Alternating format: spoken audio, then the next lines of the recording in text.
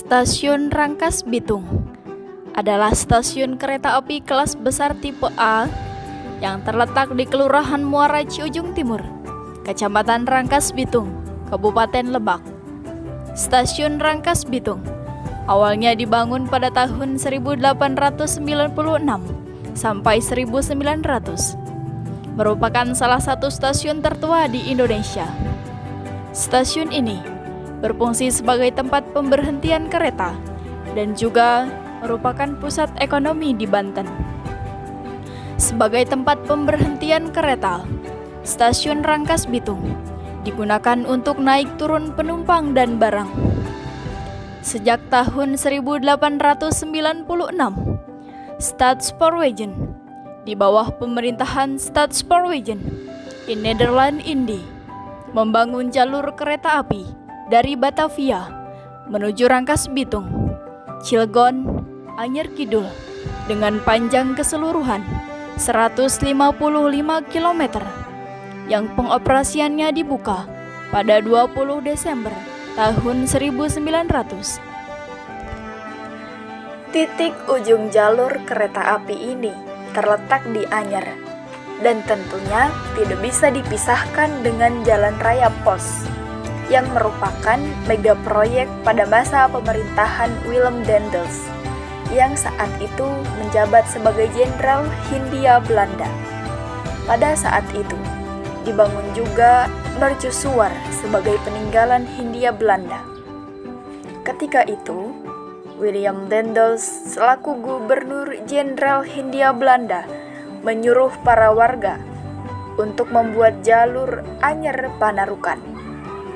Jalan raya sepanjang 1.100 km yang dibangun pada tahun 1808 sampai 1809 membentang dari Anyer di ujung barat Pulau Jawa hingga Panarukan. Di bagian timur Pulau Jawa yang terletak di pesisir Selat Madura melewati kota-kota seperti Batavia, Bandung, Cirebon, Semarang, dan Surabaya, serta membuatnya menjadi urat nadi jalur perdagangan dan pertahanan di Pulau Jawa pada masa itu. Pada tanggal 1 Desember 1914, di jalur ini, Staatspoorwegen membuka lintas cabang dari Cilegon, lebih tepatnya Kerenceng, menuju Merak sepanjang 10 km. Jalur ini merupakan akses menuju ke pelabuhan penyeberangan Merak, yang merupakan pelabuhan untuk kapal angkutan penyeberangan menuju pelabuhan Panjang di Pulau Sumatera.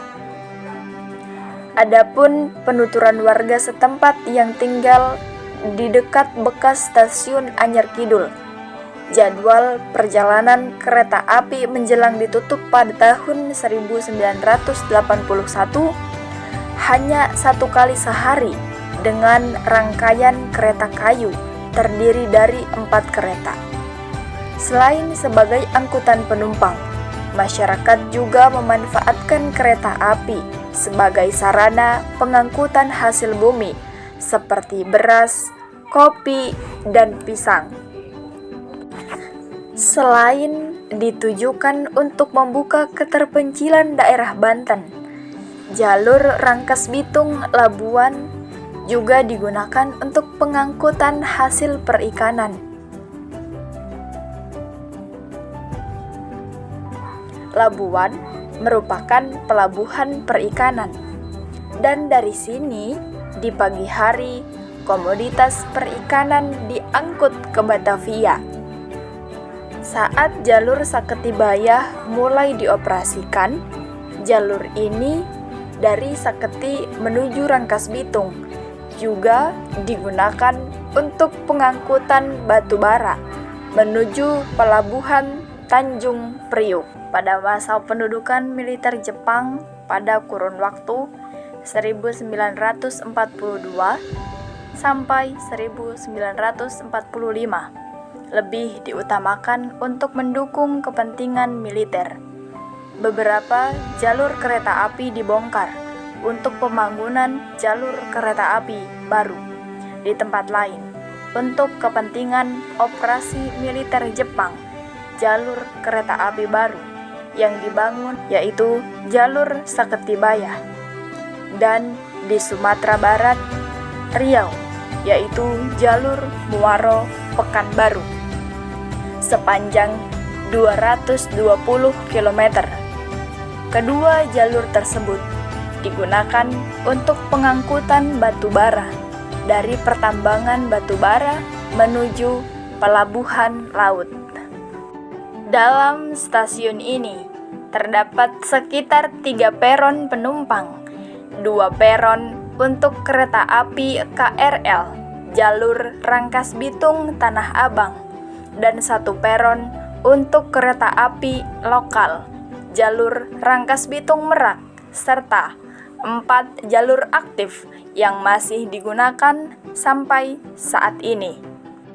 Selain itu, terdapat pula beberapa ruangan di dalamnya yang masih digunakan dengan baik, seperti 2 ruangan pegawai atau staf, toilet perempuan dan laki-laki, tempat wudhu dan musola yang berdampingan, ruang penyalin kru, ruang kepolisian khusus, ruang kepala stasiun CFC, CAPS, Alpha Express, tempat tunggu kereta api lokal.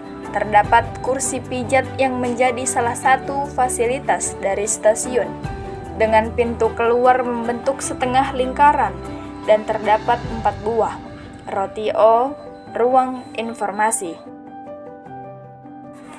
Selain sebagai sarana transportasi, stasiun juga dapat membuka lapangan pekerjaan, sehingga terbentuknya harapan bagi masyarakat.